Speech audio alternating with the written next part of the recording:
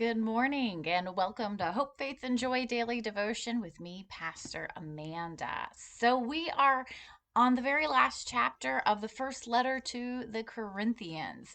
So, we've made it to the end. And so, what we find Paul doing at the end of his letter is first reminding the congregation of their collection that they are making. There's a sense of stewardship that Paul naturally believes a community of faith wants to be a part of, that we want to gather our finances and the things that we have to help share with others. And so he is,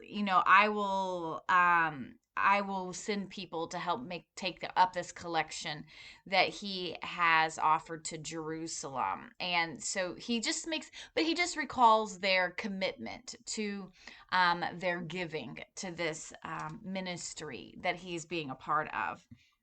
And then um, Paul's just really kind of concluding his chapter right now, or his letter, with letting them know what his intentions are for his own travels, for his own ministry, and that he hopes to see them, but he doesn't want to just stop by, say a couple hellos and leave. He actually says he wants to spend the whole winter with them and spend time with them.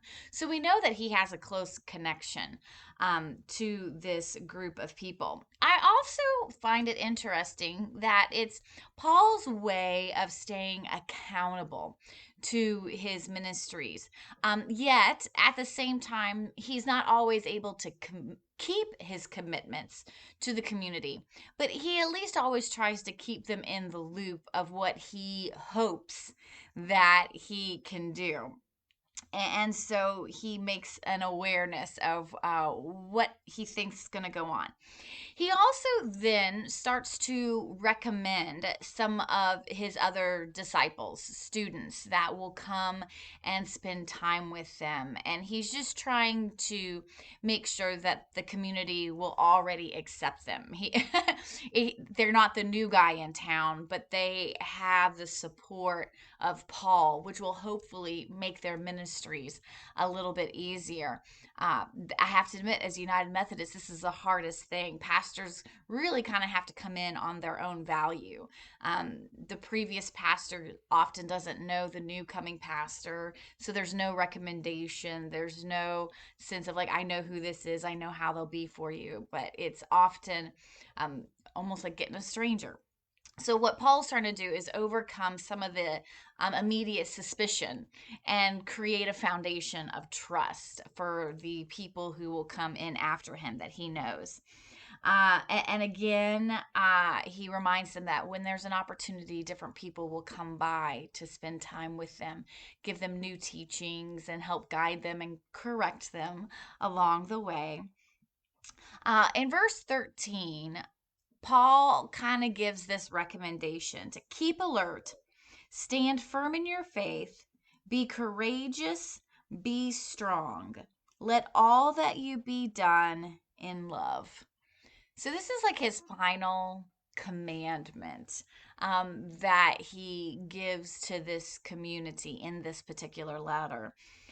This We have to always be aware of what's going on around us and remain strong in our faith so often.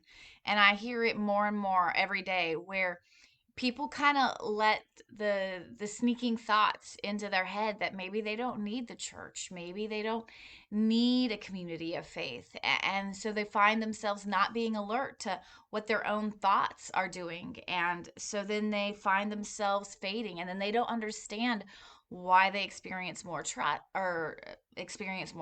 They don't understand why the world doesn't seem right, and it's because little by little they've left their faith. They've little by little not kept alert to that.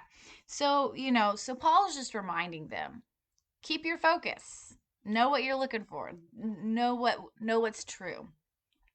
And so then he begins to again talk about some of the converts and how people are sending their greetings. They are not alone in their ministry. There are people all around their community. There are people in other countries that are also doing the work that the Corinthians are doing. So don't be dismayed. You're not alone in this work, and keep at it. Um, and so he sends their greetings from all over, and um and really he just kind of he then offers his grace and his goodbyes, and he even mentions that this very last greeting I'm writing with my own hand, because at the time he would have had people who would have written letters for him on his behalf. And so he goes, like, this is my own hand that I'm writing in at the very end. So yeah, so that is the end of the letter that Paul wrote to the First Corinthians. I find a lot of hope in recognizing that all communities of faith from the beginning to now have their struggles. They have their obstacles, but if we keep alert and if we keep faith, if we stay courageous, if we stay strong, we know that Christ's transformative work can work through us and in us. And so that gives me hope that we're not alone out there. We're doing ministry together, even in the tough times. So I hope that offers you some encouragement too.